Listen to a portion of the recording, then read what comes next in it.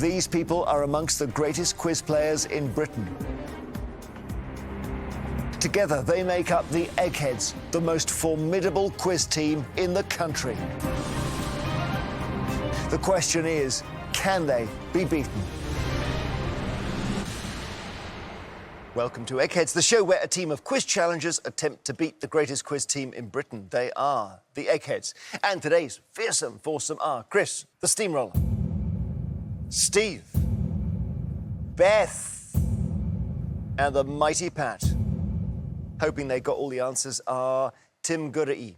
Now, this team all know one another through the online quiz league. They recently won Division 2 and have now moved up to Division 1. Let's meet them.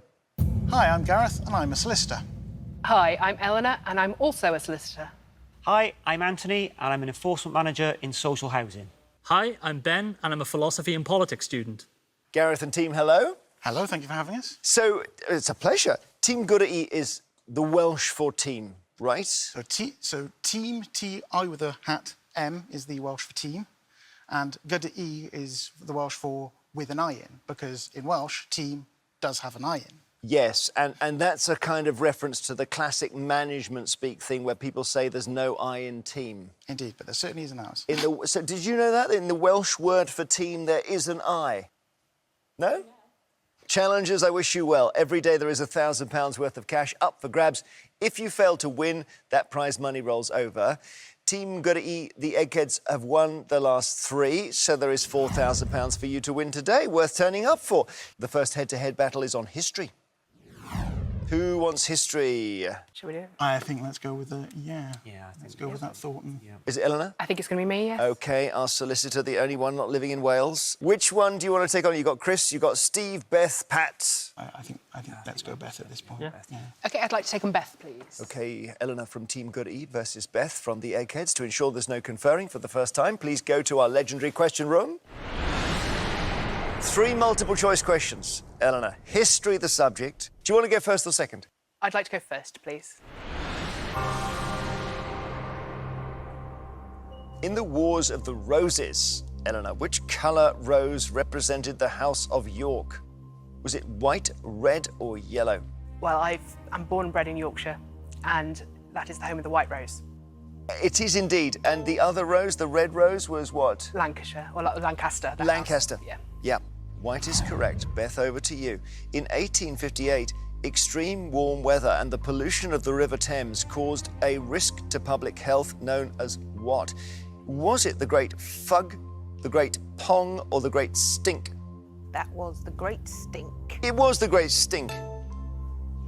Eleanor, Austria's longest reigning emperor, Franz Joseph I, was in power for how many years? Franz Joseph I, 27, 47, or 67 years? OK, I don't know this off the top of my head, but 27 is probably not long enough to be notable. I haven't got anything to pin it to, so I'm going to go down the middle and say 47. I'm afraid you're wrong. 67 years. Eleanor, sorry, tricky. Beth, the English Civil War of the 17th century is sometimes known by which of these names? The Anarchy, the Great Rebellion, or the War of Jenkins' Ear? It's not the War of Jenkins' Ear. There was a period in history called the Anarchy, but I'm not sure this...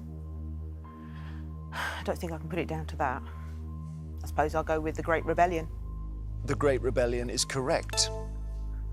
So, Beth in the lead, and you need to get this one right to stay in, Eleanor. What was the nickname of Mary Fields, who in the late 19th century became the US Postal Service's first female African-American star route carrier? Eleanor, was it Stagecoach Mary, Shotgun Mary, or Tin Star Mary? This hasn't fallen very well for me at all today. I'm not sure at all. I mean, I know stagecoaches were used for the post, so I'm going to go with Stagecoach Mary. Stagecoach Mary is correct. Sounds like a really interesting story. Beth, back to you. You can take the round with this. In which year did the nobleman Simon de Montfort gather together what has been described as England's first ever parliament? Was this 1265, 1465, or 1665? England's first parliament. Yeah, I've got to go with 1265. 1265 is quite right. Beth, you've taken it. 3 correct answers. Beth is in the final. Eleanor knocked out. It's a tough old game. Eleanor, sorry. Come back, rejoin your teams. We'll play on. So the challengers have lost 1 brain from the final round. The Eggheads have not lost any so far. We play on quizzes, and I know you're good, with film and TV. Who would like this, Gareth? Straight to I think that's going straight to Anthony. Yeah. Go on, Ant. I'll go for that. Generally, I think- oh, yeah. Anthony, all right. I know you love your Alfred Hitchcock. Who would you like to take on? We'll have Chris, please. Brilliant. Anthony from Team Good at E. Take on Chris from the Eggheads. Film and TV. Chris, we have our ups and downs, don't we? We do, yeah. To ensure there's no conferring, please take your positions.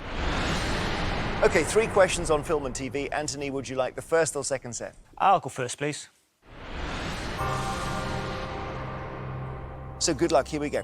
Which British children's television show featured a furry bear named Bungle? Rainbow, Mr. Ben or Play School? Bungle the Bear. Not Mr. Ben. I'm pretty certain he was in Rainbow. He was in Rainbow, you're right. With Zippy, is that what it? Zippy and George, yeah. Well, brilliant. Chris, which 1960s movie is often said to be the first American film to feature a flushing toilet? Bonnie and Clyde, Psycho or Lolita? That was Psycho, Jeremy. That's the correct answer. You would have known that, Anthony? Yes. Here's your question. What were the names of the cartoon mascots who were used to publicise the 1964 launch of the British television channel BBC Two? Were they called Hullabaloo and Custard, Pogle and Wood, or Jerry and Rocky? That one, I don't know straight off the bat. I think I would plump for Hullabaloo and Custard. Now, do you remember this, Chris? I do. It was Hullabaloo and Custard. It was. Do you remember which animals they were? Kangaroos. Yeah, they were. They were kangaroos. Well done. Chris, your question. To catch up, Deliver Us from Eva, 10 Things I Hate About You, and McClintock are all film adaptations of which Shakespearean comedy? Is it The Taming of the Shrew, Twelfth Night, The Comedy of Errors? Well, McClintock is certainly a remake of The Taming of the Shrew. Very shrewd. You're right. Taming of the Shrew. So we're level. We're both playing well here. Back to our challenger. In an episode of the sitcom Only Fools and Horses named Yuppie Love, Del Boy famously falls through a bar while talking to which character? Anthony, was it Trigger, Boise, or Denzel? Yeah, one of the great scenes from British sitcom. They were in the wine bar and he was talking to Trigger. He was indeed talking to Trigger. You know your stuff. OK, Chris, you're fighting to stay in now. Fight Club and Choke are movie adaptations of books written by which American novelist? Is it Chuck Palahniuk, Bret Easton Ellis, or Kurt Vonnegut? Well, it's not Kurt Vonnegut. It's got to be Chuck, whatever his name is. Chuck Thingy. Chuck Thingy. Yeah. You've taken the first one. Chuck Palahniuk is right. We go to sudden death, Anthony. Gets a bit harder. I don't give you alternative answers. Here we go. I don't believe it was the catchphrase of which sitcom character played on screen by Richard Wilson? That was Victor Meldrew. It was Victor Meldrew. Well done. Chris, which broadcaster born in 1938 famously commentated on the Eurovision Song Contest between 1971 and 2008? Terry Wogan. Terry Wogan's right. Back to our challenger. What is the first name of Phoebe's half-brother, played by Giovanni Ribisi in the TV comedy series Friends? Yeah, don't know. Just be having a wild stab at that. I don't know. Mario? Is it? Are you not a Friends No. fan? Beth knows. Go on. Frank Jr. Frank. Not Mario. Frank. Chris can take it with this. In the 1941 film Citizen Kane, what is the name of the vast fictional estate owned by Charles Foster Kane? Xanadu. Xanadu's right. You've taken the round. You're in the final, Chris. Well done. Ooh, a tight round. Well done to our Egghead. More to play. We'll be back shortly. See you after the break.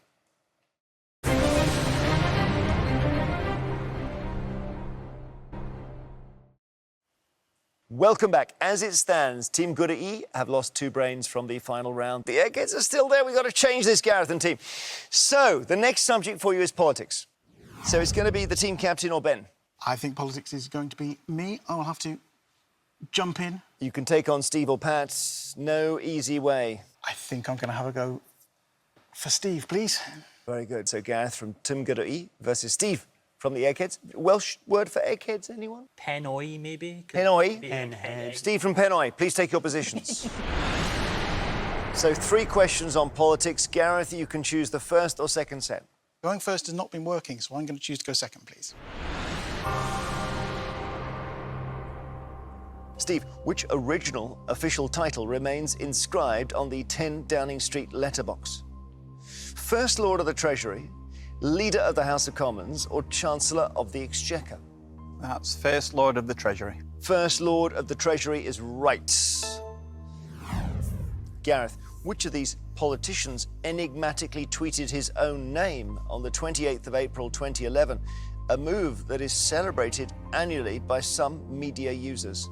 Ed Miliband, Ed Balls, Ed Vasey. Yes, it's very celebrated annually. That was Ed Balls. Ed Balls is the right answer. Yes, he did. I'm not sure why he did it. Maybe he was searching for his own name, and instead of... Do you think, Beth, I think that's apparently, yeah, that's what he says he was normally trying to what do. happens, Yeah. you type something in as a message when you mean it as a search. That's slightly dangerous. Steve, there are approximately how many peers in the House of Lords? 100, 300, 800? I know there's a lot because they keep talking about cutting them back, so based on that, I'd have to go for the biggest number. I say 800, Jeremy. 800 is right. So he's in the lead. Back to you, Gareth. Which of these European countries has had over 65 governments since 1945?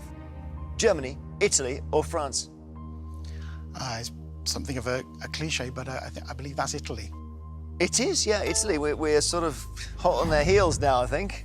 Steve, which former American president was an accomplished wrestler in his youth and was even inducted into the National Wrestling Hall of Fame as an outstanding American in 1992? Ronald Reagan, Richard Nixon, or Abraham Lincoln? As daft as it sounds, I think this might be Abraham Lincoln. Abraham Lincoln is right. All right, Gareth, you need to get this right to stay in. Otherwise, Ben has got a lonely moment ahead. Gareth, your third question. Which political figure was said to be the father of Taiwan's democracy? Was it Xi Jinping, Li Tenghui, or Fumio Kishida? Xi Jinping is a Chinese communist politician and a relatively recent one. Fumio Kishida sounds Japanese rather than Chinese. Just on the linguistics, I'm going to go with Li Tenghui. Bang on. Well done. Really good quizzing. Li Tenghui was right. You just found your way there quite unerringly. We go to sudden death, Steve. Gets a bit harder. I don't give you alternative options. Which politician wrote the 2004 novel 72 Virgins? Boris Johnson. That's correct. Boris Johnson is right. Over to you, Gareth, to stay in. Which word, meaning I forbid in Latin, refers to the right to prevent a law being enacted or an action being taken? That logically would be a veto. Veto's right. Steve, in 2010, the rapper Wyclef Jean announced his intention to run for the presidency of which country? Haiti. Haiti's right. Gareth, Ruby, Teddy, Offa, Lucy, Sadie, Cosby, and Barley are the names of dogs owned by which politician? Offa is a funny one in there because that sounds very British. Indeed, pre-British. But the others don't. President Obama had several dogs. Does President Biden have more or less than him? He has dogs as well. Reluctantly going to plump for Joe Biden. You're going to be so cross with yourself on this one. Go on, challengers. David Blunkett. David Blunkett. Oh. Because David Blunkett is blind, and these are. I mean, the one I'm most familiar with there is Lucy, and I wonder if that's because that's when he was in the cabinet. I don't know. Lucy was the most high profile. Lucy was the kind of the famous one. Oh, I'm sorry, Gareth, because I know you knew that. You played really well against Steve, and so did you, Steve. The Egghead has won again, and it's going to be tough in the final, but the challengers can win that 4,000. Let's see how they do next. So this is what we have been playing towards. It's time for our final round. As always, it's general knowledge, but I'm afraid those of you who lost your head-to-heads aren't going to be in this round. And it's all from the challengers' side. Gareth, Eleanor and Anthony from Team Good at E, would you please now leave the studio? Well, listen, Ben, good luck. You're playing to win Team Good at E, £4,000. Chris, Steve, Beth and Pat, you're playing to just get the run going here. You've done really well to pick yourselves up after the incident we don't talk about. I wish you well, Ben, trying to stop them here. It's not easy. They are playing well. 3 questions to each team. They are general knowledge. Normally I say you can confer, but it's tricky with your colleagues back there. But we'll see now whether you can finish these 4 off with your one brain in a famous victory. Good luck. Thank you very much. Do you want to go first or second? I'll go first, please. Your first question, good luck. What was the surname of the feuding German brothers Rudolf and Adolf, who founded the rival shoe companies Puma and Adidas? Were they called Schmidt, Dassler or Müller? I'm pretty sure, unless I'm going very wrong already, which I hope I'm not, because I can't afford to, that Adidas is Das is the latter part of it means Das, well, Das, because their surname was Dassler. So I'll have to say Dassler. I've got it. Wow, that's really, really good quizzing, because I did not know this, but yes, you've got it. Well done, Dassler. Smart answer. Eggheads, Dakar is the capital of which Asian country? Cambodia, Laos or Bangladesh? Bangladesh. Bangladesh, yeah. Yep. That's Bangladesh. Bangladesh is right. Challenger. When the combined radio and TV license was first issued in the UK in 1946, how much did it cost? Was it £2, £20 or £50? Okay, so I instinctively didn't think it was that much. And back then money was a lot bigger than it is today. So £50 seems a lot of money. £20 also seems a lot of money, especially for back then. But with no degree of certainty, I'm going to say £2. £2 in 1946. Eggheads? Yeah. It's about 70 years of inflation. Yeah. Yeah? £2 is right. Eggheads, in the English language, the phrase under the weather is an example of which of the following? Is it an idiom, a metaphor, or a simile? Metaphor. You are like something. Yeah. Oh no, hang on. Similes. No, that's not right. Similes as, isn't it? That's a simile. It must be an idiom. An idiom's an expression. Well, this is an expression. Metaphors Metaphor like is- green-fingered or... Yeah, Metaphor I'd is that say- you're like something. I'd say an idiom.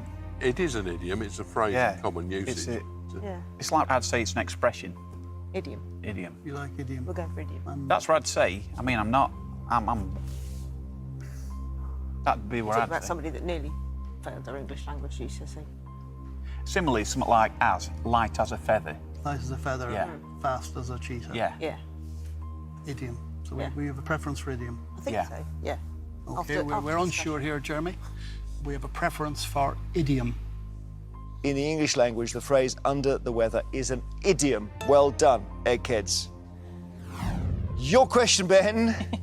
Get this right and put the pressure on. The famous dictum cogito ergo sum was coined by which French philosopher? Was it Jean-Jacques Rousseau, René Descartes, or Michel de Montaigne? I've done an essay on him. It's René Descartes. It is René Descartes. Well done. 3 out of 3. You're quizzing well. Your colleagues are grateful. They're enjoying it. Egghead's third question. Get this wrong, it's over. The broadcaster Ian Robertson, who announced his retirement in 2018 after 46 years with the BBC, is best known as a commentator on which sport? Athletics, rugby union, or golf? Is it rugby? Am I getting mixed up with somebody else? No, I think he's a Scottish rugby commentator. I've heard a lot of Yeah, just my first thought. In 2022, I was watching a lot and listening to a lot Ian of Robertson, it athletics, rings a so it's bell, not- is it? Wow. Yeah. Chris? I'd be inclined to rugby union myself. Yeah. And that was Don't your quote first me on thought, that. Steve. Yeah, it's just Okay, what I yeah. thought. Okay, If well, I'm wrong, I'm sorry. we don't know, but we're unsure, but we're going for rugby union. Are they right? They are, yes. They're right. Rugby union. He's very high-profile commentator. Rugby union's right. Okay, 3-3. Oh, it was never going to be easy, was it? No. Playing for 4,000, we go to sudden death, Ben. You're doing well. Which musician was the model Jerry Hall dating when she met Mick Jagger in 1977? I think I've heard a story about this, but it's really not my area of expertise. But if I think of people that Mick Jagger would be associated with, I would think of David Bowie. I'm just thinking if there's anything else I can say. I think I've heard quite a funny story about this. They met in a humorous way. Yeah, I'm gonna say David Bowie. Eggheads? Brian Ferry. Brian Ferry of Roxy Music famously had his girlfriend swiped by Mick Jagger. So, Eggheads can take it with this. The actress Dorothea Jordan had 10 children with which monarch? This for the contest, Eggheads. William IV. William the Fourth? William IV. William William IV. William IV? Okay. We think that's William IV. The actress Dorothea Jordan had 10 children with William IV. We say congratulations, Eggheads, you have won.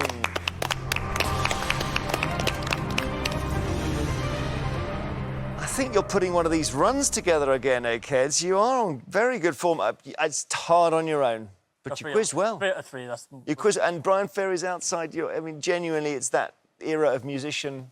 Probably don't listen to a lot of Roxy music. Listen to some. Yeah, I mean, nice. and it's back in the day. Yeah. But listen, well done. You're a great quizzer. Thank you. Great team. I wish we could have had another 1 or 2 of the challenges in the final round. It was not to be because the Eggheads have done their thing. They've won again. They reign supreme over Quizland. The challengers don't take home the 4,000. We'll roll it over to our next show. We'll wonder, Eggheads, if you can be beaten in this sort of form. Join us next time to see if a new team of challengers have the brains to do it. Take them down and take £5,000. Till then, goodbye.